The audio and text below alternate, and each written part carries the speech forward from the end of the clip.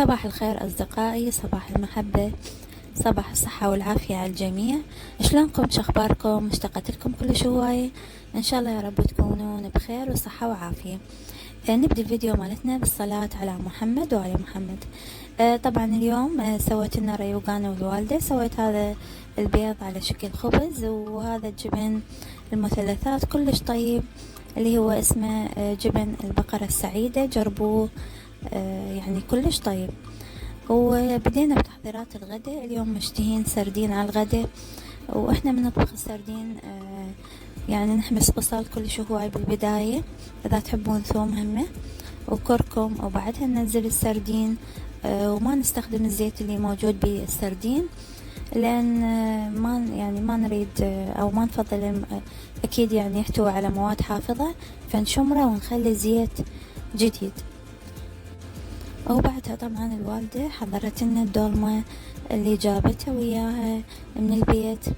وهنا بعد ما قلبت الدولمة راح تشوفون شكلها شلون يشهي، وكلش كلش طيبة ايش قد ما تصورون من ايدها الطيبة. ربي يحفظها ان شاء الله ويحفظ كل الامهات ان شاء الله، وينطيهم الصحة والعافية. هنا شلون لافتها بطريقتها الحلوة، والباقلة طعمها غير شكل. والحمد لله والشكر على هذه النعمة. مثل ما تشوفوها شلون شوية يعني محككة، وهذا البصل والسلق الطعم غير شكل.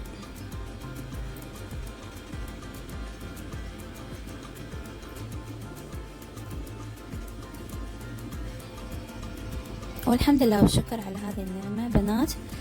والعصر أنا والوالدة قررنا أنه الثاني يوم نطبخ فراسم، أو ما أعرف أنتم شو تسمونها عندكم، سيقان بقر.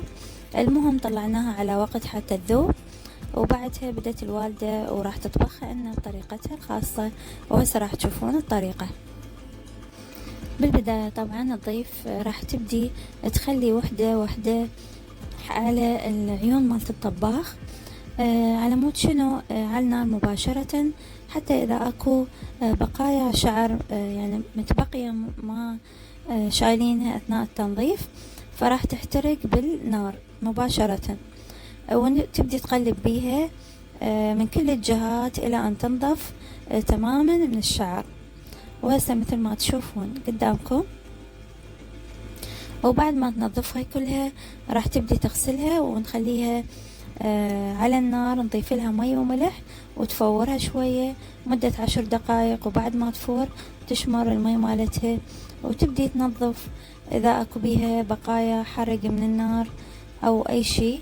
راح تبدي تنظف واحدة واحدة بالسكينة، هسه مثل ما تشوفون قدامكم.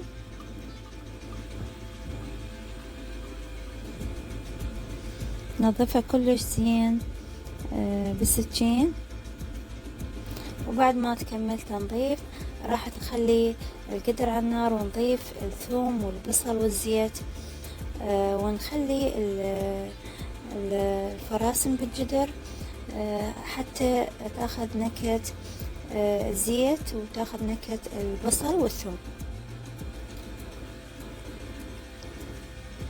هنا بعد ما رتبناه راح نسد الجدر وما نضيف بهارات. البهارات بعدين نضيفها بعد ما يبدي الثوم والبصل يذبلون بشوية، تنحمس الفراسم وياهم. والبهارات اللي راح نضيفها هي بهارات كركم وفلفل أسود، طبعا حسب الرغبة، وتقدرون تضيفون لهم بصرة وياها، أو يعني انتم بكيفكم بهارات لحم حسب الرغبة. وبعد ما تنحمس راح نبدأ نضيف المي الحار، ونتركها بعد هي تستوي على راحتها 4 ساعات 5 ساعات. بس يبدأ الجدر يفور نقلل النار عليه ونعوفها تستوي براحتها. هنا كملت تقريبا، راح نسد الجدر ونبدي نعوفها. وهنا عندنا لحم ثرمناه قطع صغار، وراح ابدي هنا بمحضرة الطعام نسوي اليوم مشتهين. طبعا عزلنا اللحم قسمين، قسم اللي بيه عظم خليناه على جهة، والقسم الشرح بدينا نحضر بمحضرة الطعام. راح نسوي اليوم العشاء همبرجر. وهنا بعد ما سوته الوالدة قررت هي بإيدها تبدي تلف الهمبرجر. هنا بدأت راح تبدي ترتب وتكور بالعجينة. وهذا شكل الهمبرجر بعد ما كمل وقليناه. طبعا ما احكي لكم عن الطعم كلش طيب.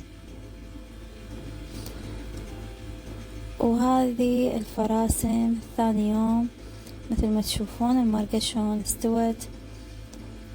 شوفي شلون صارت عبالك حلقوم. الطعم خرافي، الطعم كلش طيب. طبعا هذا المرق عبارة عن كولاجين خالص. هنا يعني ثاني يوم ارتاحينا ما عندنا شي بس المرق، وطبخنا وياه تمن وسوينا تشريبة صفرة، وكان الأكل بيومها كلش طيب. وسهمكم العافية. ما أعرف إذا تحبون الفراسم أو تسمونها باكي، بس ما تصورون شلون يعني صدق طيبة. احنا بالنسبة لنا كلش نحبه.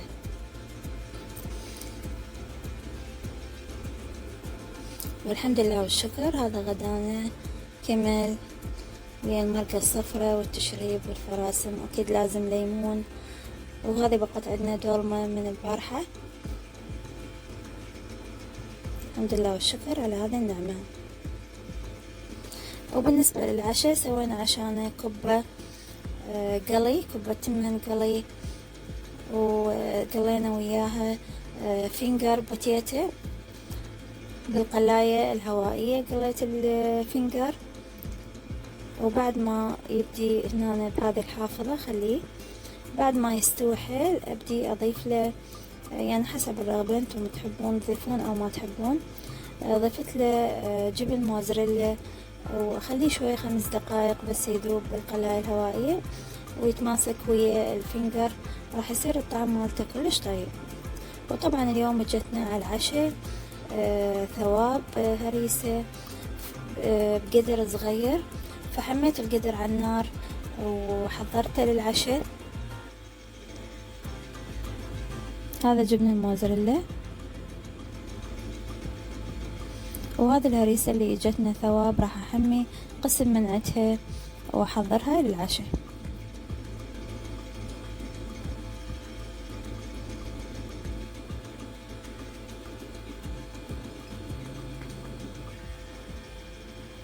طبعا الهريسة المفروض تتحمى على نار هادية كلش، لان هي بسرعة لان تكون ثخينة فبسرعة تحكك، يعني الجدر مالتها بسرعة يحترق.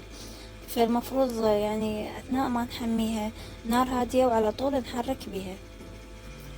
هنا الجبن ضفته وراح اشغلها وراح تشوفون شلون بعد ما يذوب.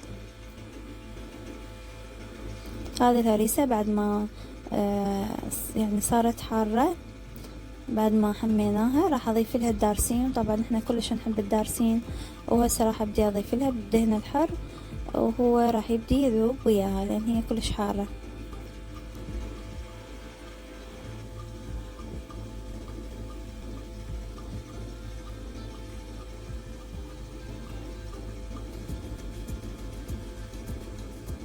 وهذه البوتيتو بعد ما كملت شوفوا شلون صار شكلها النهائي.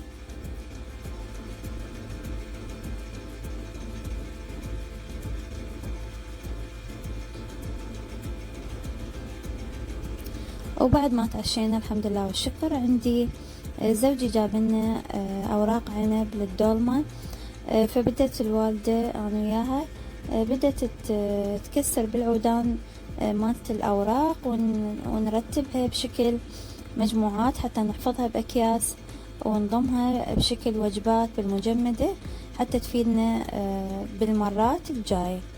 ولهنا حبايبي يكون الفيديو مالتنا خلص. اتمنى يكون عجبكم واستمتعتوا بيه واستفاديتوا من عنده، واتمنى حبايب ما تنسون اللايك والاشتراك بالقناة وتفعلون الجرس حتى يوصلكم كل فيديو جديد.